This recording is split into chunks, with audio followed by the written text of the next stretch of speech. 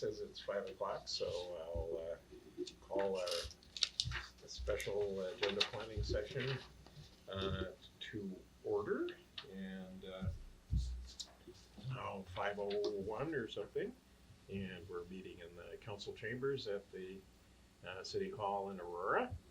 And let's see, I guess, I'd like, if we can, why don't we do a preview on the agenda of things at first before getting into a report with it? Screw up any plans you have? Or? No, I think the only thing we have is the librarian update. Mm-hmm.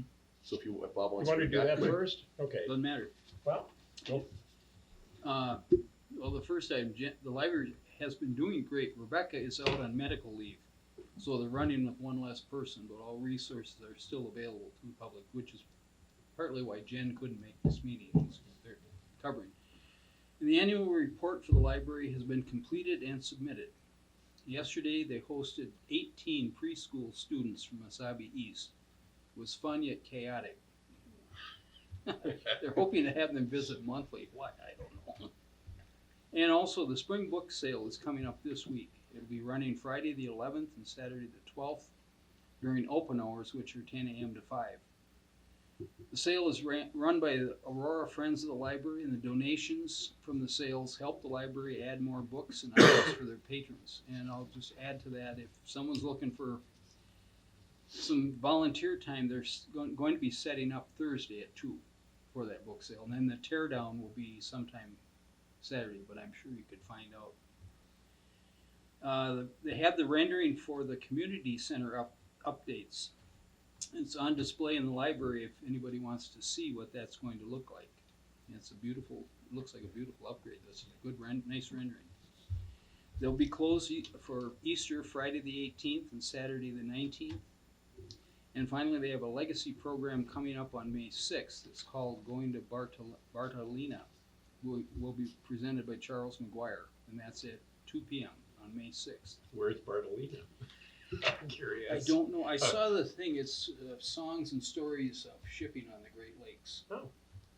So it must be one of the ports, it's my guess, or one of the ships.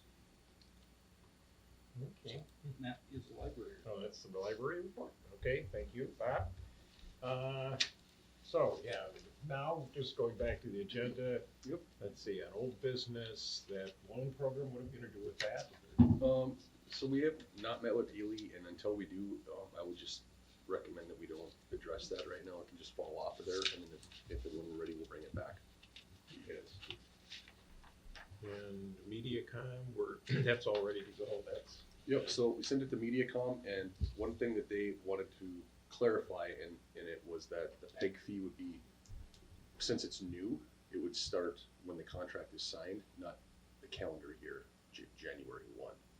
Which, in fairness to them, we don't have that agreement. It's hard they can't go back and fill it. So we were agreeable to that. So we would just approve it now, approve the resolution as is with that amendment. They also changed a couple of their contacts in there, so it was very minor, but that was the one main thing. And then following up with that, Zito would be the one next that we would send them. It's essentially the exact same one with the amendments that MediaCom made. We would send it out to. Just a little technical detail on that. We found out that Zito isn't really Zito. It's Pinpoint Media is the company. And then they're doing business under Zito, but they hadn't properly registered the business in Minnesota. So little by little, I think we're going to tighten up their act by the franchise agreement. It's kind of interesting. Let's see, community center parcel split. That's probably not a big issue there. What is that? So because we received state appropriations for it, it's just exactly like the water treatment plant. We received state appropriations for that. Mm-hmm. When the state gives you money, they want to know that their investment is protected. So you have to only put that money onto the parcel that it's allowed for. Well, currently, I don't know why this is, but the city hall, the community center and the fire hall are all one parcel. So that money could technically go into the fire hall right now, it could go into the community center, and we can't have that. So we can't encumber any of those funds until we split it. So we had a surveyor go out, measure it, we've got the language, we've sent it to our attorney is ready, so you guys now we need to rubber stamp that approval, then we can register it with the county, and then we would be able to start receiving those funds. Does the other outside funding, do they put liens on that parcel at all, or not to secure? By contract, we have to sign that everything that we're doing, the contract that we sign says that it's good for 20 years, and all we're spending the money on is capital investment things. So we're not spending it on little things like dishes and pens or something like that. It's got to go into the infrastructure and the bones of it. Okay. Yeah. Other questions? All right, let's see, what do we get? Canute Drive, utility installation.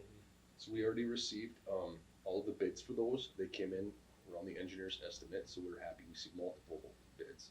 Yeah. We did not award it yet though, because we were waiting. There's CDBG funds tied to that. We got about 300,000 in CDBG grants, and part of their process is they have to do an environmental review and a SHPO, which is architectural things like that. So they now have signed off on it. They've said we're good to go. So we can award it now, and they cannot start till after May. So we won't give them a notice to proceed until then, but we do need you to approve that and award that so we can start the process moving with the contracts and all of that. So how extensive and what's the layout of the utility? Are they the main lines rather than the So, lot feeders? and this is actually, I'm glad you're bringing this up, Doug, because we never really talked about this. Yeah. When we applied for CDBG funding, there was a significant ask this year. There was like, I want to say 4 to 6 million, somewhere, the more that's ever been requested. From varieties. From cities. from everybody, yeah. So there's not a lot of people that received funding, and some people didn't get what they had asked for. Well, because our project scored so well, there's 3 buckets that they look for. One is, does your project bring in industry? Does this help support industry or commercial? 2 is, does it help keep assessments down, or you're not assessing and increase infrastructure to existing residents, which are Canute Drive and Erie Street there are. And then does it help provide new housing growth and new housing stock in your community? This one is, it's providing stubs for 11 lots to the south in there. So as we presented our case to them, we rattled off all 3 of those buckets. It also is the sewer line that goes up to the industrial parks. The industrial park can't go online until this is in there. We won't be assessing on this project because it's a $300,000. We asked for $350 and we got $300. A lot of people didn't even get half of that, half of what they're asking. So we did very well on that. So we got $300,000 CDBG grant, and they thought it was a very worthwhile project. It scored the highest out of all of them. So we won't assess because the 14 houses that are on there, if we would have done the math at the $8,000, it would have been around 80,000. Then you also have to pay the engineer to do the fees and the studies and things. You're probably only grossing 50, 60. So there will be stubs though for what are envisioned to be the future lot layout. So this thing will do all 3. It'll take care of sewer and water for the industrial park. It'll loop that in. It'll take care of the existing residents with new sewer, new water. It's going to loop the water in there, so that'll be better. And it will have 11 stubs to the south for new housing in there. So we'll have all those stubs sitting in there and ready to go. So So just bring them up to the lot line. we'll bring them up to the lot line right away. Yep. And they'll be sitting there for development, and then we'll have to, our next project then is we'll have to try and get the road in. I hesitate to bring this up again, but are we going to either put in conduit or actual fiber optic in that area? We did meet with all of the, we've had a meeting with all of the utility people like Zito and Mediacom and Minnesota Power and Frontier. We had a big utility kickoff for this because some people like Minnesota Power have to hold poles or move things out of the way. Minnesota Energy Resources is going to move the gas from the back into Erie Street in the front of the yards, and actually you'll probably see that in the next couple of weeks. They try to get out of the way of the utilities if they can. So in this instance, they can move to the other side, to the street side, and then let the utilities run in the back, so then they don't ever have to worry And about they're that. better off doing that before the Highway 100 improvements? Or? Well, they're going to run it north-south on Erie Street. Oh, I see. Okay. Yep. Canute doesn't have any gas right now. Yeah, and they won't go in there until there's housing that is actually being built. They want to wait till they get X amount of houses in there before they run that. But we do have fiber optic conduit called out to be buried in the right of way in there. There's nobody that's going to use it yet, but we'll put it. So they should pull through the lines later on. Yeah. That's almost as good as installation, right? So, So are we um, gonna notify the people on Erie that they'll be digging behind their house and in front of their house? Well, We already it's the gas company's deal when they do theirs. I already got something on the gas thing. I'm That's- not on Erie, but. Yeah. But as far as digging behind it for water and sewer. So whenever we start that, we'll have a neighborhood meeting, and we'll probably do it on site, and we'll send them all, letters, and we'll do it out on site with the contractor. We haven't awarded the contractor yet, so we'll do a pre-construction meeting with the contractor, get their date, their schedule, all that timeline lined up. Then we'll send out notifications to the people. We'll meet on site with the contractor, so they know who it is. The engineer, who's gonna be on site inspecting will be there, so they know who the contact is for all their questions and things like that. And we'll meet with them in person on site. With a smaller group like that, it's probably better to do it on site than like the community center or something. It's not that big, so. Yeah, so that's what we'll do. And we'll also do that when we start kicking off the street project. We'll have an informational meeting too. Yeah, that one we'll probably do at a bigger building. say a wild thought the other day as we were making arrangements for the Minnesota City annual conference. It has come up at, I think at least the last two annual conferences, how communities are taking large areas and devoting them to pollinator plants and wildflowers. And I'm wondering whether like Rachel Doherty's program at the school might be enlisted to some of those trees growing back in that whole easement area or otherwise having to maintain it. I wonder if there'd be funding even to do something like that in that utility corridor that I know at least some neighbors on Erie are concerned about it, turn an eyesore into a potentially beautiful area. So I'm just throwing it out as an idea. Yep. Yeah, I know. So I'm sure Rachel and her program are not lacking for things to do, but they might be a resourceful group to do some plantings. I have no idea what it takes to plant in a huge pollinator field, but yeah. Let's see. Okay, so Tim, so the proclamations, we got a couple of those, and the spring cleanup. We're going to actually debate or discuss. Yeah, we're looking at the week of June 2nd through the 6th. That's the first full week in June. Yeah, that came up on that tour bus yesterday on the lobbying.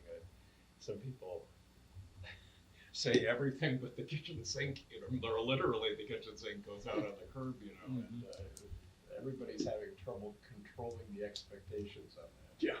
Yeah. So I don't know. We'll put something in the shopper, right? Yeah, we've got a pretty good program, and we've been doing it long enough that I think people here in town kind of have a handle on it, and they're expecting it, and they know. Every once in a while you get a random, something or other out there, but for the most part, I think we've been doing it long enough that people are pretty educated. Yeah, I sympathize with the cleanup crews, some of that stuff. So, what else? Let's see. HRA We get resignation. Tim Suler proclamation. Oh, volunteer. Yeah. Yep, and the volunteer proclamation. So there's a couple of those. Yeah. Yeah. The Times had a real good volunteer month article there that had come across. A resignation, the new member. Okay, accept planning and zoning membership. Oh, that's you, right? Aren't you going on the planning and zoning? Yeah. Okay. Update seasonal maintenance. That'd be good. What'd you have for that, Lindsay, for the job description? Yeah. The seasonal maintenance worker. Yeah, We what? removed the word public works director, as there is no such thing anymore according to our chart currently, as well as the seasonal maintenance lead worker didn't need to be directed in there, so those were just updated with the appropriate terms going forward. About public works working supervisor or working foreman. So. And Are they we have- gonna hire a lead this year? I don't think so. I think we're thinking of hiring 6. We've got a lot of good applications, so we're thinking of hiring 6, and then working them 4 days a week, but have like 3 of them start on Monday, and then you'll have the bulk of them working Tuesday, Wednesday, Thursday, and then 3 of them work Friday. So you've got coverage for 5, and then you'll have flexibility to move them around if you need to run for 5 days, or like 4th of July week, for example. We probably want them all there, all hands on deck then. So we'd have flexibility. So they're gonna work 10-hour shifts or 8-hour shifts? 8s. Yeah. 2 hours? Yeah, 32 hours a week. And the application deadline was yesterday, or it's It's closed? the 10th, Yeah. So. so we got till Thursday. Oh, that's right. Yeah. Yep.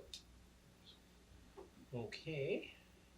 Any more questions on that? Let's see. Where, request for proposal, city realtor, Yeah, you wanna? Yep, so- explain- Are we gonna So, authorize that or what? something, Yeah. it's completely for you guys to consider, I just brought it up, and I don't lean one way or the other, I just think it might be a good idea for us to call for an RFP, and, this way, everybody, cause there's so many realtors that are in the area, you can't just pick one, you gotta open it up for everyone, and there's League of Minnesota Cities, RFPs that are available that we could look at, but, for example, we just demoed a house in the southwest part of town, we wanna put that up on the market, or when we buy these blighted houses, a lot of times our attorney's doing it, and it takes him a little bit longer because of staffing and his plate load is so high. Maybe we could have closing costs in there and everybody compete against each other and have a low, nice cost where, hey, we're gonna list this and this is what we sell for, and have the commission set it for a couple year period. So all the blighted structures we could purchase through them, if it was cheaper than our attorney, all the places that we wanna list and sell, like our industrial park, we gotta start listing a lot or two in the industrial park, so. So it's kinda like having a city engineer, kind of somebody in the stable that, we turn to. You would just have somebody there and you'd have a set fee too, you would know Yeah. exactly what you're gonna pay or what it's gonna cost. It's something, we can keep using our attorney if you want to, but we do have some things to sell. I know that I don't want city staff or myself to have to sell the parcel that we got, and that's one that we should turn it around here pretty quick this summer, so. Just an idea, I've got other cities that do, so. Up to you guys. any thoughts on that? Well, we'd have to have a set fee, cause if we're gonna sell lots for $1, you know, like that, I don't know, we talked about selling that lot for $1, there wouldn't be anything in it for the realtor, you know what I mean? Oh, like a base fee Yeah. or something, yeah. Yep, that's what we would ask for, is what they would need, what their Okay. fees would need to be, what their closing costs would be, things like that. You're looking at somebody that is both commercial and residential? Yeah. Realtor? Yeah, cause we don't list the industrial park too for lease or rent, you know. And a related issue that came up at the lobbying day yesterday with so many communities are running into this, tax forfeit parcel, the landlord, county, is being so negligent in maintaining it. It's like that one that's up by the school on the southeast corner. It's getting to be a common problem, and I think they're turning to legislators to try and find some path forward to get some better movement on it, but I suppose we should at least talk to the county commissioners and tell them that this isn't working right. How many parcels like that do you think there are? Countywide, there's. No, I'm thinking inside the city. In the city, there's a handful. There's one trailer home lot right now that we would love to purchase, and we've got money budgeted for it, but they've got it listed at $12,000, and the trailer is a complete demo. It's uninhabitable. So what they need to do is have their assessors go, and this is odd. So how the county does it now, I'll back it up, even before the lawsuit, the city had first dibs at anything that we could use for public or recreational or to clean up like this. The city had first shot at it. So we would buy these, clean them up, and then you list them and green space, whatever you do with them. Well, now the lawsuit came through and they changed it to where now the city has to buy them through auction. So now we have to purchase them just like everybody else in the public at the same level. But the problem is the assessors go through and they assess the buildings and what they think the buildings are assessed at, and they're off, like on these complete uninhabitable pieces, and no one's gonna buy them. So they just sit. The county doesn't care. They just sit there over the counter. Now you can buy them over the counter because it already went through the auction. So we could go there. We could pay the $12,200 plus whatever the costs are, and probably for $14,000 we'd have it. But then we're gonna turn around and spend $8,000 to demolish the thing. So why are we gonna waste $6,000? If it was just the value of the land, we could do that, you know? So it's really changed the game right now, so that's what Doug is saying. So the first line of defense then would be to get the assessors back in. Yeah. And walk with them and say, come on, be realistic on this. Correct. After it goes on the counter, over the counter, what they should do is have a policy where, okay, these are the ones sitting over the counter. We need to get our assessors back out there to look at these things. And what are we doing to get the values down? So. Yeah, those could be potentially good housing sites, right? You know, Yeah. Well-established neighborhoods. The notorious one is the one on the corner here by the Lucky 7 and the school. Everybody knows that one. Yeah. And we actually reached out to the county and said, hey, can we purchase this from you? We will demo it, we'll take care of it. And they said, no, you guys can demo it and take care of it. Here's all the paperwork, but we're gonna own it when we're done. Well, Why would you do it? why would you do that? Exactly. Well, I don't know, to get Great rid of an offer. eyesore though, I mean, it would, you know, that's a liability up there. It's county's liability. Maybe we ought to put up a You know? big sign, that just kind of says county-owned blighted Yeah, property. Yeah, We'd like to help. so it's about, it's about $8,000. Well, actually, that's a house and a garage. That one's gonna be more. I mean, I just looked at the one that we just did, and we all in were about $9,000 on that to tear just the mobile home down. So this one's gonna be a little more. And that, there was a study to see that the bones of that one were not, it wasn't salvageable, right? Yeah, and the county, for whatever reason, this is before my time, but they were doing it. They took it upon themselves to do it. They had pulled all the siding off because it was asbestos. They did all the environmental already. They pulled out all the appliances and all that stuff, and it was ready to demo. And then the lawsuit came, and then they just shut it down. It's just been sitting there. I would think they'd wanna get them developed because it's off their tax rolls right now. Yeah. Once it's demoed and sold and built on again, the county resumes tax. Correct. Would it be cheaper if, there's a house up there, if the fire department used it for training? And then we demoed it? So they're always looking for, which is a good question. They're always looking for houses like that. The problem is you have to go in and a lot of it's already been done, but you have to take all the shingles off the roof. Oh, Now you gotta take all the tar paper off the side. Now you gotta take all the windows out. Okay. You gotta I get think it. that's pretty close to that adjacent property. It is. well, yeah, it's close to Or the just Yeah. part. Real Yeah, close. yeah. But That might be a real challenge for The garage isn't. Most of the tar paper's gone every time the wind blows it. it's a pretty big process to get it to where it's gotta go, and it's basically just an empty shell of wood, and then you can do it. They can That's the put the trouble. sign up and while the council gather around and we'll send it to the commissioner and say, take pride in your property. Yeah. We wanna buy these, we've got blighted budget monies, it's just, we also have to have money left over then to actually go through the demo. Let's get them, otherwise we're gonna buy it, and then it's just gonna sit there, we're gonna hold it. Let's see, anything there, the city rental building inspector, We didn't have any real materials on that. Right? No, so that's something else for you to consider. Currently, what we did, the short-term and long-term rental program, if you remember, we gave them a 3-year window, and we're in year 2 right now. So year 3 is gonna come up here pretty soon. And essentially what we did is we said, hey, here's a list of building inspectors in the area you guys pick. And then they would go out and you're working with the short-term realtor person to make sure that the inspection's being done and all this, and then they pay them, and are they paying them and all that. So it's a lot of work. So what would be nice is if we did a request for proposals again for a couple, 3 years. What's your fee? What's your fee gonna be? And then as part of our application process, people would apply, we would have an inspector, we would line up the inspection and say, all right, you're gonna go and do this, you're gonna inspect it, we would absorb the cost, but then in the short-term rental fee, that would be part of it.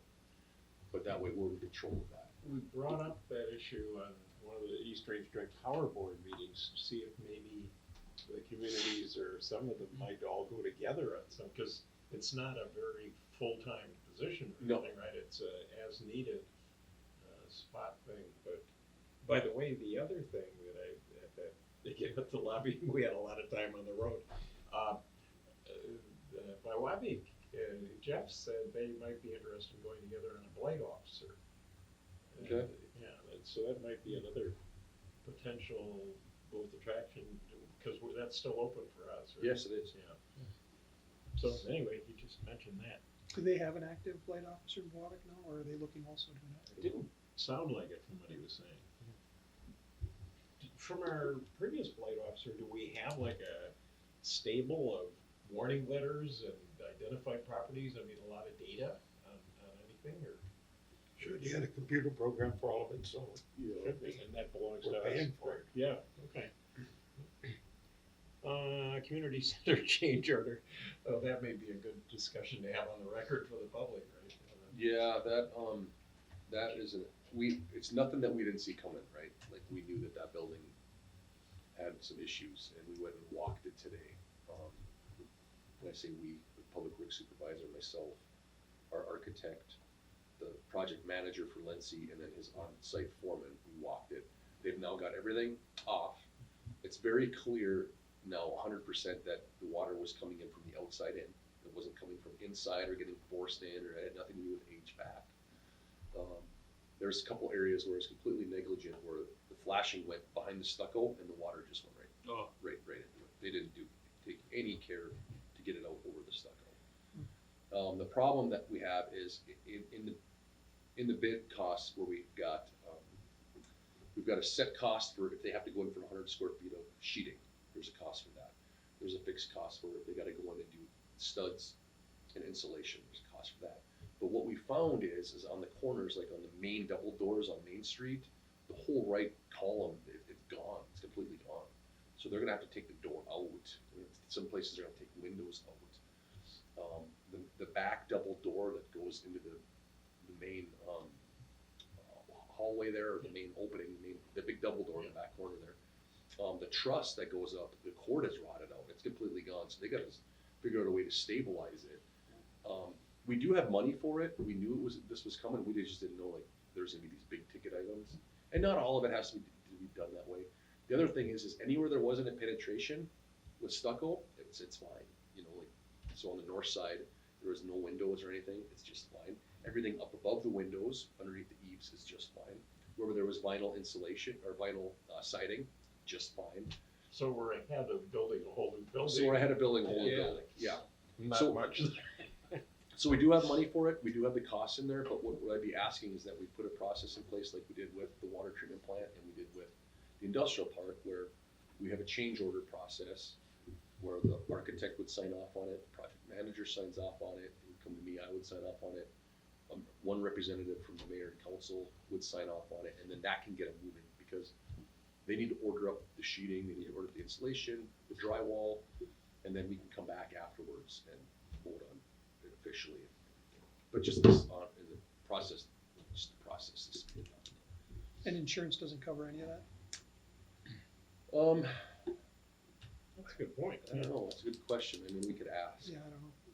We could Might ask. be It's been on going any on for so builder's many years, I warranty. don't know. No, I don't know about the builder, I just Yeah, wondered about our insurance. Yeah, because it's outside rain penetration, right? Yeah. Yeah. Interesting.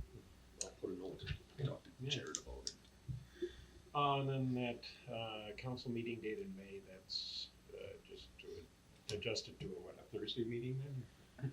So, there's a couple things we have to talk about here. Number one is we do need to look at closing City Hall for a week in May, because we do not have currently a third staff member, and all three of us are going to clerks training. So this is a three-year program that we committed to. So I'm in year 3. Lindsay and Kimberly are both in year 2. And we had envisioned having office assistant to help us out through that, and she's no longer with us. So the 5th through the 9th, we will not have anybody on staff here to do that. Could the prior one possibly make an exception to her? She already has another job where she is working. No, okay, yeah. So, and she, in her defense, she put in a 2-week notice. Oh, and she she's stayed very- here for like 2.5 months. Yeah. So she stayed as long as she could. So, she did a great job. But that's where we're at. So the 5th through the 9th, we're gonna have to look at closing that for all intents and purposes. There's no way we'll have somebody on by then that can come out of the office. So then, to answer your question, because we're not here on the 6th, we would like to move the council meeting to the 1st, May 1st, which is a Thursday. Yeah. And we'll still do it in the evening at the normal times. And we could potentially schedule, we would schedule a meeting on the 2nd, Friday the 2nd, for receipts and disbursements, just in case we can't get them done on the 1st. We'd have that fall back to approve them then. At like, let's say 1 o'clock on Friday. We could just get. You gonna be around at that time, John? Or No, I was gonna be gone through the 7th anyway, so I was gonna miss the 6th. So that's what we'll be looking for. I can check in with Councilor Godey and see how he's doing and see if he'll be back in May or not. Don't make him feel guilty. He needs time to He recuperate. sure does. But I'll check in on it. See what's- Okay, I believe it's 5:30. Anything else It is. we should? No, that's good. Okay, good. Good review. Motion to adjourn? Make a motion, we adjourn. I'll support that. Moved by Councilor Hansard, supported by Councilor McCloskey. Seeing no discussion, all those in favor say aye. Aye. Opposed? All right.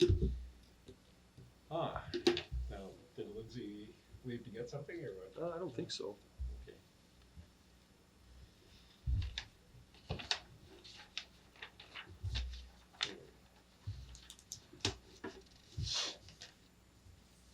And now the packet officially includes those revised February 18th, right? So if we act on that. Okay. Yep. Okay, I'll go ahead. It's now 5:31 on April 8th. We're at the City Town Government Center, and like some meetings in the past, everybody's personally present. We welcome Councilor McCloskey back to God's country here. So I call the meeting to order, and let's see, could we have a roll call, please? McClosich? Here. Hanson? Here. Hess? Here. Gregor? Yes. All right, so 4 out of 5 councilors are able to be present. Can we stand for the Pledge of Allegiance? I pledge allegiance to the flag of the United States of America and to the republic for which it stands, one nation, under God, indivisible, with liberty and justice for all. All right, moving to agenda item 4, it's the consent agenda. For those in the public who might be watching, this is the includes the portions of the prepared agenda which are oftentimes not controversial and therefore are adopted in one motion, one consideration, but to accommodate any special situations, we always offer the councilors a chance to have anything removed from the consent agenda for separate discussion that they like. Does anyone have any item to discuss? Not a removal, but I would like to add my similar thoughts to the item 12 on the letter that the city received complimenting the public works crew on the job they do with the streets, and I totally agree. The streets in the downtown they do a wonderful job. Yeah, In a timely manner too. It's great to see the work they do, and it's also great to have a citizen appreciate it. Yes. And express some appreciation. Having for it. plowed snow, that is, you don't hear that part very often. And for any citizens that saw the previous thing, the minutes on agenda 5.1, there's a replacement sheet on part of the minutes from that meeting that'll be part of our consent agenda. So with that in mind, is there a motion to approve the consent agenda? I'll make the motion. Moved by Councilor Hess, I'll support it. supported by Councilor Hanson. Any further discussion? If not, all those in favor say aye. Aye. Opposed? All right, we have the consent agenda. Moving on then to appearances. Anybody, no one's online, is that correct? Correct. All right, then no one's otherwise notified themselves. And reports from staff members. During our preceding agenda discussion meeting, we had a report on the library, all the good work they're doing. Community comments, we commented on that. So I believe we're down to agenda item 14, which is reports from counselors. And might as well break Councilor McCloskey in on that thing by giving any reports that he has to offer. You can go into vacation if you want, vacation comments if you want. Well, they had to change the HRA meeting on me last time, so I was unable to attend. So I don't have HRA updates. Oh, okay. However, I do want to remind the citizens that there's an April 24th volunteer dinner at 5 o'clock at the community center. All volunteers and all citizens are welcome. There will be a porchetta sandwich served with that, along with a light meal there. I also want to take a minute to thank Kim Norman for volunteering his time and equipment to make sure that the cross-country ski trails were open while we had snow. He did that again this year and did a fine job from what I was told. So thank you, Kim. And I think that's all I've got. Well, appreciate getting the in-person report. So, Councilor Hanson?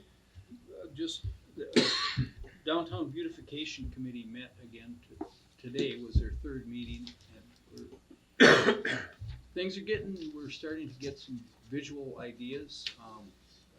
encourage residents that are interested in what could happen downtown, in the downtown area, to attend those meetings. They're the second Tuesday of the month at 9 a.m. in this room.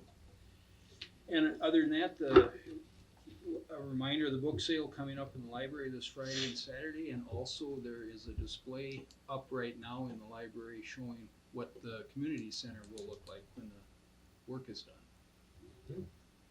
Which is very illuminating. It's Yeah, gonna look nice. It's really good to see. That That's concludes the report, thank you. Counselor Hess?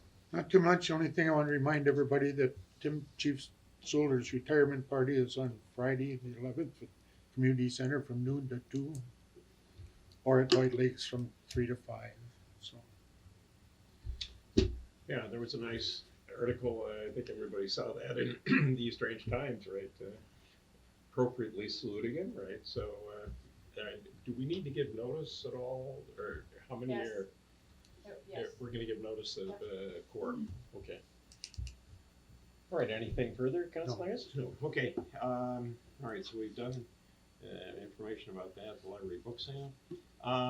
Let's see, I'm just reporting that, and since the last first of the month meeting, I've gone down twice on lobbying, tours or excursions down there to the Capitol, and, Luke was, along on the first one, and, we had a White Lakes counselor, and we basically, each one of them, the second one was just sponsored yesterday by Rams, to go down there, and in each case, we're getting a chance to, meet with, the core range, legislators. That's a broad definition of core range, but, to emphasize to them the priorities we've got of number one, trying to get $5 million bonding funds that would close the gap on the East Range Water Project sufficiently to make our rates much more affordable. And we have two options there. One is the bond fund appropriation for that, of which there's a lot of competition for it, and maybe a less conspicuous way that Senator Hochschild, or not Senator Hochschild, Senator Farnsworth was seemingly favoring, was to get the cap on the water infrastructure grant program increased from 5 million to 10 million, which would similarly provide $5 million, but we wouldn't be in competition with so many of the other bonding projects. So that was going on, but there were also a lot of good discussions about EMS, the funding and trying to cover those deficits, childcare, again, trying to find ways to incentivize both the facilities and the personnel. The local government aids, there's a lot of concern about trying to keep those in place because they've not now gotten to a level where we're really depending on them, right, I believe, and everything. And there apparently are attempts on to repeal some legislation of payments in lieu of real property taxes, which the state pays when there are a lot of public lands, and St. Louis County has a lot of them. I don't know if we have a lot of I don't know, funds or eligibility, but it seemed to be a big issue going on there. So, then just wanted to thank Luke and the construction crew at the spec building. I got a tour of the facility there in March, and they just completed some of the roofing elements, and it's just so jaw-dropping to see the scale in there and the work that's gone into it and everything. It seems like a really well-done project. I don't think it will have a ribbon cutting at some point, probably in August. Yeah, so citizens can get a similar view, but the construction crew seemed to favor any of us that wanted to go out there on, what is it, Tuesdays? I was out there today. Oh. It looks wonderful inside. I guess the cement floor is coming in this next week. 8 inches of concrete will be poured, and it's a good-looking structure.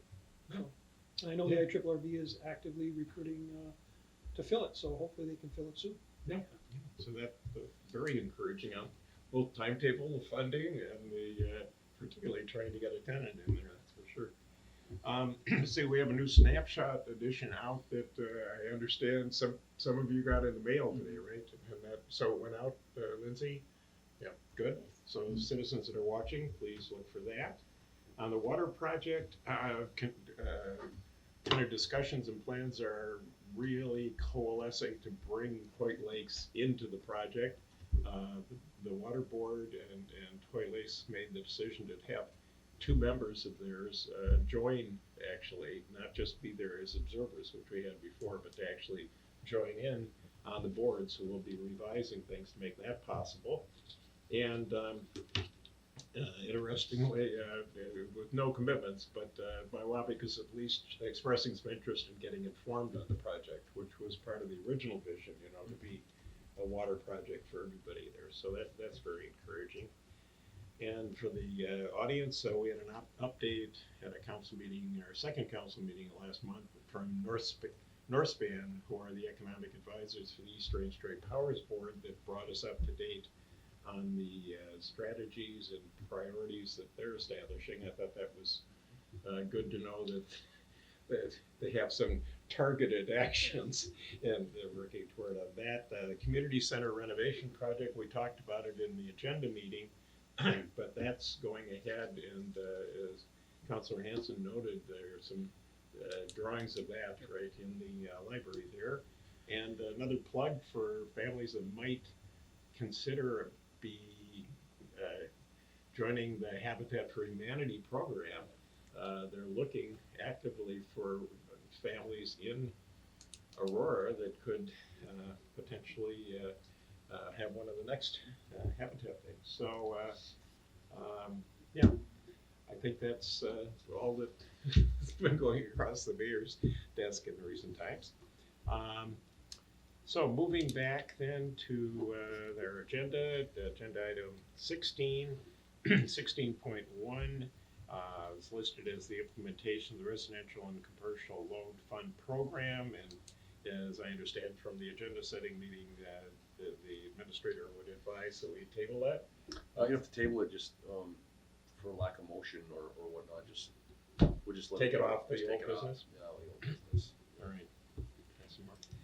In 16.2 is the update of the cable franchise agreement with MediaCom, of which we've had some drafts, and at the previous council meeting we had some discussions about some minor tweaks right in the language, but I think we're being asked to today adopt resolution 2025-19 that would update. That's a 10-year franchise, isn't it? Yeah, you're essentially approving a 10-year cable franchise agreement with MediaCom today. Yeah. So is there a motion to approve that proposed? I'll make a motion. Moved by Councilor Hess, I'll support it. supported by Councilor McCloskey. And see, any further discussion on that item? If not, all those in favor say aye. Aye. Opposed? So that resolution is adopted, and we have the MediaCom franchise, and that concludes our old business. Moving on to agenda section 17, 17.1 is proposed resolution 2025-24 that has to do with the updated cable franchise agreement or ordinance for what's commonly known as Zito Media, officially known as Pinpoint Media. And the city administrator, that basically is identical to the other one, except with the change in the identity of the business. Right? Correct. You'd be approving a 10-year agreement with Zito tonight. We have received it and looked at it and did not provide any response. So And in contrast to MediaCom, we have not had an agreement, right? With correct. They're currently running off Lake Connections agreement who they purchased, but we do not have one. Yeah. Pinpoint/Zito. Okay. Let's see. So we have a proposed resolution before us. Is there a motion to adopt that? I move we adopt the resolution. Moved by Councilor Hanson. Support. I'll support it. Supported by Councilor Hess. Any further discussion on that? If not, all those in favor say aye. Aye. Opposed? So we have our franchise agreements in place, good. Moving to 17.2, it has to do with the community center parcel split, which again was discussed in our agenda setting meeting. And are we being asked to approve the split? Approve the split, Yeah. yep. Planning and zoning did look at it. We did have Bolton Mink surveyor go out, survey it, provide the language to our attorney reviewed it, has signed off on it. So this is the last step, and then once you approve it, we will bring it to Mr. Carney, and he will submit it for us to get it recorded. We need to do that so we can start getting payment from the state on the project. All right, is there a motion to approve the proposed split? I'll make the motion to approve the community center parcel split. All right, moved by Councilor McCloskey, supported by Councilor Hanson. Any further discussion on it? If not, all those in favor say aye. Aye. Opposed? The motion carries, and I'll move that on to our attorney. 17.3 has to do with the award of the Canudi Drive utility installations, and we did have a discussion on that at the agenda meeting. The city administrator, maybe for this record, for this meeting, just give a little background on that. So we did bid this out. We did receive a $300,000 grant from CDBG for this project. This takes care of three separate items in one project, one being the sewer line that runs up to the industrial park. We chose to run it through here because it saved us about $750,000 in a lift station and monthly O&M and annual O&M in that lift station. So we're gonna run it south across Highway 100, and we're actually gonna replace the existing infrastructure that's in there for the sewer behind Canudi Drive and Erie Street. Also, we will not be assessing the residents that are there currently because we did receive the $300,000 CDBG grant, and we are not allowed to do that with that funding. So it will take care of new stubs, sewer, and water to those existing houses that are there. It will receive better water. This is a notorious main break area for us, existing 4-inch from the 50s. So I myself, I think we put 3 or 4 of them on back in my days. So that all goes away. It's going to be 12-inch plastic. And in addition, to the south, we're putting in 11 stubs for water and sewer for new lots that will be back there for new housing development. It is around the engineer's estimate. We do have funding for the project, and then we have an award letter here to formerly Joel and Saab, which is now Ziggs Mainline Excavating, for $1,255,848. The other thing I'll say with this is this does come with funding for half of this, or a little over half will be funded through the IRB's industrial park, because that is required for that area.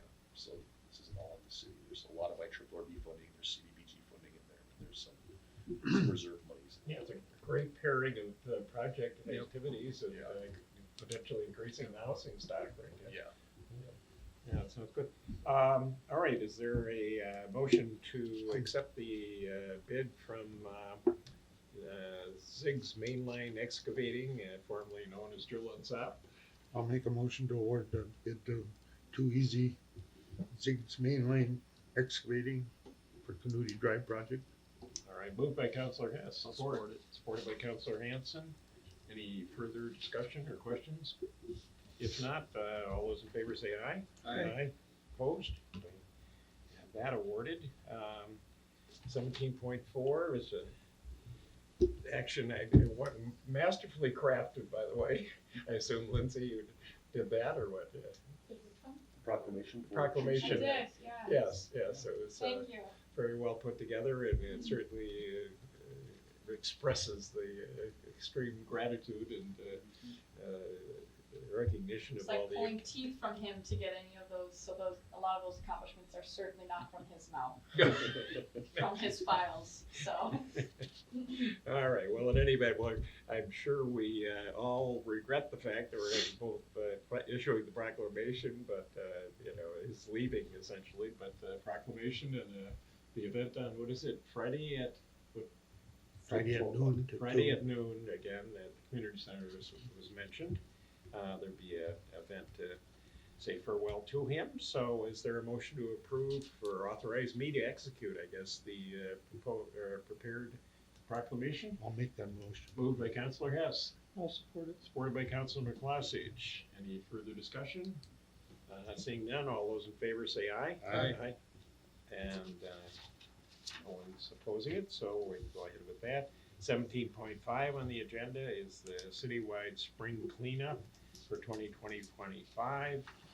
And, let's see, we had a discussion on that. It's, targeted for what days? June 2nd through the 6th, first full week of June. Alright. And do we need to make any budget appropriations, or is that part of the budget? It's part of the budget. Part of the budget, okay. Yep. So, is there a motion then to, set the, spring cleanup for, June 2nd through June 6th? I move we set those dates for the cleanup. Alright, motion by Councilor Hanson, support? Supported. Supported by Councilor Hess. Any further discussion? If not, all those in favor say aye. Aye. Opposed? Motion carries. 17.6 is another proclamation. This one in relation to what was alluded to there, but in addition to this being a month in which we will have our community volunteer recognition event on the 24th. It's a volunteer appreciation month. And let's see, I'm declaring the day of April Yes. 24th as Volunteer Day in the city of Aurora. But it's, just for the record, it's part of a national month of recognition for volunteers. And is there a motion to authorize me to execute and issue that proclamation? I'll make that motion to execute the proclamation for volunteers. Okay, moved by Councilor McCloskey, support? I'll support it. Support from Councilor Hanson. Any further discussion or comments? All right, if not, all those in favor say aye. Aye. Aye. Opposed? You're good. It's always such a joyous event as far as I'm concerned to recognize. When I go to other meetings with other city officials, they're not all blessed with as many vibrant volunteer communities we have, and it's a really strong element, thing to take pride in our community there. 17.7 is the resignation from HRA, and which individual is that from the HRA? I was hoping you know. Oh, Mr. Salo, I believe. I Yeah. thought it, but I wasn't Tim for Salo? sure. Yeah. does that sound? Yep. All right, so Tim Salo accepting his resignations with regret. We'll certainly send a little card to him in appreciation. Is there a motion to accept that resignation? I'll make that motion to accept the resignation. Moved by Councilor McCloskey and supported by I'll support it. Councilor Hanson. Seeing no further discussion, all those in favor say aye. Aye. Opposed? All right, and we'll send him some kind of a recognition or appreciation. 17.8, there's a new member for the HRA, Amy Keene. Amy Keene, and I actually had lunch with her the other day, and after our Brownfield, I didn't mention Brownfield event in my report, but it seems like she's associated with Essentia and just an amazingly qualified by background woman, so it's good to list her talents. Who's it? Amy Keene, Keene. I believe she's communications for Essentia Health here. Yeah. So she's very active in the chamber now as well. I guess, knowing her, I'll make a motion to approve her as a new member of the HRA. I'll support her So, as the new member. moved by Mayor and supported by Councilor McCloskey. Any further discussion? If not, all those in favor say aye. Aye. Opposed? So we have a new member there. 17.9, accept Planning and Zoning Commission membership. I believe Councilor Hess is proposing to join the Planning and Zoning Commission, and they seem willing to take you out. Yeah, okay, we don't want to force something on them. Okay. All right, is there a motion to appoint Councilor Hess to the Planning and Zoning Commission? I'll make that motion. Moved by Councilor Hanson, I'll support supported by Councilor McCloskey. Seeing no further discussion, all those in favor say aye. Aye. Opposed? Abstain. Abstain, okay, one abstention noted from the record by Counselor. Gotta vote for myself. Yeah. Well, you could, but, okay. It's not exactly like a monetary position, so. 1710, update the seasonal maintenance worker job description and, our deputy clerk, do you want to just explain for the record, there were pretty modest changes, right? Yeah, just, again, the Public Works Director is no longer an existing position here at the city. It's the Public Works Working Supervisor that was replaced with. As well as there was a direction to have the seasonal maintenance lead worker as their direct supervisor. With us not hiring that this year, that just needed to be removed. So just those few changes. All right, and we'll be presented, I assume, with worthy candidates at the next meeting or something who have applied for it? Don't we approve? Yes, it was already authorized, Oh, it closes on the 10th, and we're taking applications currently, and then we'll go through those and we'll have some recommendations for you. There is a temporary hiring committee consisting of, Oh, it would have been Tim Suler, but at that time it'll be Jordan, Okay. taking his place, Russell Siltman, the Public Works Working Supervisor, and myself. So. okay. Good, all right, so there's an updated job description to approve, motion to approve. I move we approve the updated job description. Moved by Counselor Hanson, Second it. supported by Counselor Hess.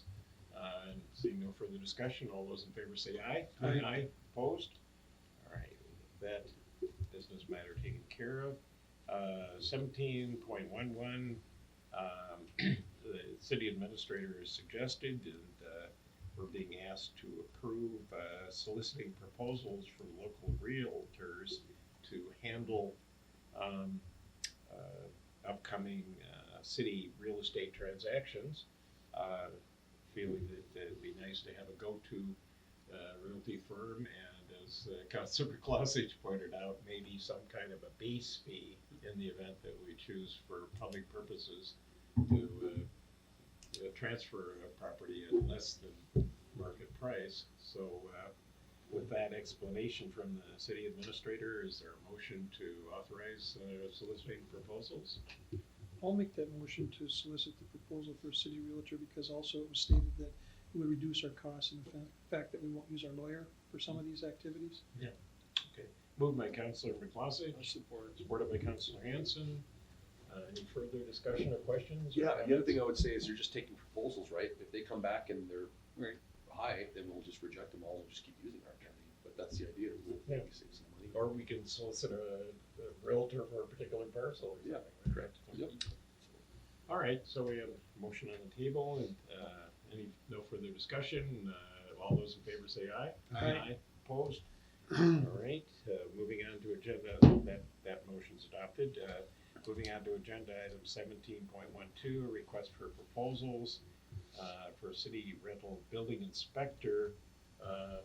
City administrator, where do we leave that? Is this breaking it up as a topic, or should we take action? Again, this is something where, for your consideration is, rather than having every one of the individual short-term and long-term rentals try and go out and find their own and try and hire them and possibly pay them or not pay them, we would take that on. We would ask all of them to compete against each other, what's the best deal, and then we would incur that expense as part of the short-term and long-term rental application fee. So the fees would cover the costs. The fees would cover the costs, yep, and then in that RFP, we would also put in re-inspections, because there's some places where you need to go back multiple times. There's just things that are falling, landlords are calling, or not landlords, tenants are calling and saying, hey, this and that. So we get those fees incurred in there, and I don't have to go back, which I've been doing now, to be this person, and the fees are already incurred. So we'd be looking for a 2 or 3 year window in there, and then we would just keep cycling back through. Okay, so is there a motion to authorize soliciting proposals for I'll make this? the motion. Moved by Councilor Hess, supported by Councilor Hanson. Could I ask a question on that? Do the city rental building inspectors need a license of some sort? or- Yes. Okay. Would this, proposals could also include, like, checking with the other joint powers communities to see if we could establish, one position that would, if other communities that have rental licenses as well, maybe to make that a more attractive job for some individual. If that's the case, then you would have to run that through the East Range Joint Powers Board and Okay. see if they wanted to do that. It's good. Yeah, we have a meeting later this month, I could certainly bring it up, sit on the board there, so. But, in the meantime, it couldn't hurt, could it, to begin soliciting Well, we could proposals? look in, yeah. Yeah, we could look into it ourselves, and then we could also bring it up, and as part of our solicitation, if there's others that wanna come on, we could throw it in with ours. Maybe they're only too talented. So there's actually, our difference with kind of our rental license is kind of distinctive with the concept that we require them to be a member of the American Standards of Home Inspectors. There's an acronym for it. Whereas I do know that Biwabic and White Lakes do not have that. So we can certainly bring that up, but just remember that when we do solicit for these actual requests, we do need them to comply with those So we'd standards. actually be setting a new, higher standard, presumably. We actually, yeah, we did go above and beyond. We set the bar here, Doug. Yes, Well. we did. We did set the bar here. I think we Absolutely, can yeah. appropriately shame our neighbors. Yes, yes. That was really so everyone's following the same playing field. So that's kind of why we were asking to solicit this as well, is to hopefully get those costs down for the actual public themselves. If prior to the East Range Joint Powers meeting, could someone put that in a memo so I understand it? Oh, I can, yes, That yeah. would be very I'll give helpful. you a direct link to their website, very, very explicit, so. All right, so, let's see, so, again, I think the issue before us is to authorize soliciting proposals for building inspector. Is there a motion to that effect? We had a We motion. had it. We have a motion. motion, so, okay, so we were just in the discussion phase, okay, very good. I don't make records of the, it's good to know we're ahead. Any further questions or discussions? If not, all those in favor? Aye. Opposed, motion carries. 17.13 is Community Center Change Order Authority. City Administrator, I think you're looking for two things. One, to inform us that there will be some significant change orders. There will be, yep, there will be some significant change orders, but they're not unexpected. So we knew that we had water and water intrusion, we knew we had rot and damage. We didn't know how much we would find, but we did put the pricing in there. But there's some other things that are gonna be added, such as removal of doors, removal of windows, interior drywall work. There'll be a lot more interior drywall work that needs to be done. So what we'd be looking for is to authorize myself and one of you to become the signer. When we do a co-sign, it's a docu-sign process where essentially the project manager on site submits it to the architect. Matt Smith is our architect at GSGW. He will sign off saying, I concur with these costs and these measurements, and this is good. It would come to me, I would sign off on it saying, yep, this is good, and then it would go to one of you finally saying that you're good with it, and then after the fact, we would come up and ratify it. Councilor Hess, do you wanna be the appointed representative from the council? I could be, Yeah, I think your knowledge of those things is probably greater than mine, and I think Councilor McCloskey is gonna be gone at sometimes, and Councilor Hanson, you've got other matters that you're trying to address too, so. All right, so I'd make a motion to appoint Councilor Hess to be the council's representative on the committee that the city administrator just described to approve change orders on the community center building. I'll support that. All right, so moved and supported. Let's see, any further questions or discussions? If not, all those in favor say aye. Aye. Aye, opposed? Whoops. abstain. Abstain again, yes, that's, Councilor, yes, please note for the record as abstain for. So I will say, I will interject, I met with Mike Carney today, and he was unable to be here because we rescheduled, so he's in Buell today. But he did say, to have someone on the council as well as the city administrator, so maybe a separate motion to have the city administrator sign off on those change orders as well as Richard has, so. So I need another motion then. Yeah, if we So didn't do we it in that one. I'll yes. make a motion to have Luke as city administrator sign off on change orders for the community center. All right, support. approve it. Supported by Councilor Hess, supported by Councilor Hanson. Seeing no further discussion, all those in favor say aye. Aye. Opposed? All right, so we have that taken care of. hopefully we'll, by Christmas time, have a lovely, and much more, Well, I'm glad you bring that up, because we can talk about the timeline real quick. The exterior work was allowed to start April 1st. There are still graduation parties and a few things that are going on internally, like our volunteer dinner and Officer Sewell's deal. So the interior is open through the 4th of July. And then on July 7th, the interior work will start. And then the substantial completion, the building should be done by October 10th. So that would be in Pumpkin time Fest. for Pumpkin Fest. Yep. Yeah. Now I will add, with the rock that we found and the work that needs to be done, some of the interior drywall probably is not gonna look very good either now. So as they're fixing the exterior, some of the interior is gonna have to come out. But the building should still function and still work, and there will not be people working physically inside the building. So, Good, so, let's see, 17.14, the council meeting date, change, that's just for public, information there, that will be, proposed, I guess we have to formally, reschedule our normal first of the month in May meeting to Thursday, May 1st at, 5, right? so there's a couple things here in play. One is closing City Hall from the 5th through the 9th, because we will not be here. And the reason we need to close City Hall is because all of our staff is at clerk training for the week. So because we are not here, we need to move it to the 1st. And I would also, and you can do this in separate motions, but I would also ask that we schedule a meeting on the 2nd, Friday the 2nd at 1 o'clock, just in case we need to do disbursements and pay the bills. We think we can get them done on the 1st, but we don't want to not get it done and then all of a sudden we don't have a meeting to schedule. So I would ask for one on the 1st, one on the 2nd. Most likely we would hopefully be able to cancel that, but maybe 1 o'clock on Friday. 1 o'clock, okay. Yeah. Okay, so, 2 motions, it seems like a very good idea. First of all, to authorize the closing of, City Hall, due to lack of staffing Yeah. in the period of 5th through the 9th of May. Is there a motion to that effect? Yeah. Moved by authorize Councilor closing. Hanson, I'll support that. supported by Councilor McCloskey. Seeing no further discussion, all those in favor say aye. Aye. Opposed? So that, action's taken, and the next one would be to, reschedule our regular monthly meeting, to Thursday, May 1st at the regular time, I assume, 5 for the agenda and 5:30 for the regular meeting, with a, standby as needed, special meeting adjournment date, for the next day, Friday at 1 o'clock. So is there a motion to that effect? I'll make a motion to. Moved by Councilor Hess, support. I'll support it. Supported by Councilor Hanson. Any further questions, or did we leave anything out of that motion? No. All right, so all those in favor say aye. Aye. Opposed? All right. Well, we'll look forward to an exceptionally informed staff after the May trainings there, yes, for the public benefit. That's part of an ongoing training program, right, that you're all participating in.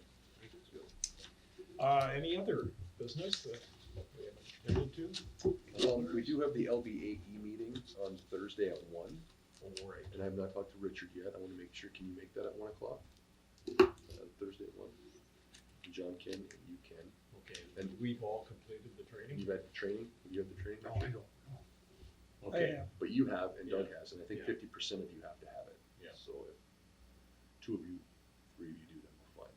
and that, again, is at 1 o'clock, It's at right? 1 o'clock. And we have to be in session for an hour, right? Yes. If I recall correctly, and for the benefit of the public that might be wanting to go to that, the purpose of that meeting is not to discuss taxes or levies. The purpose of that is to talk about property valuations, and there are representatives from the county assessor's office, right, that are here, who are willing to explain the rationale for their property valuations, but also to entertain opportunities for individuals that want to have their homes re-inspected for possible changes in the valuation, which the property owners would hope would go down, and but still have the equal possibility of going up. I've seen it go up to. Yeah, right. So, Okay. okay, any other matters? Nope. Seeing none, is there a motion to adjourn? I'll make a motion. Nobody wants to leave, huh? That's Moved Cody- by Counselor Hess. That's Cody's job, but he's Yeah, not it's here. Cody's Oh. Supported by Counselor Hanson, I believe. All right, seeing no further discussion, all those in favor of the motion say aye. Aye. Opposed. We stand adjourned then until April 15th.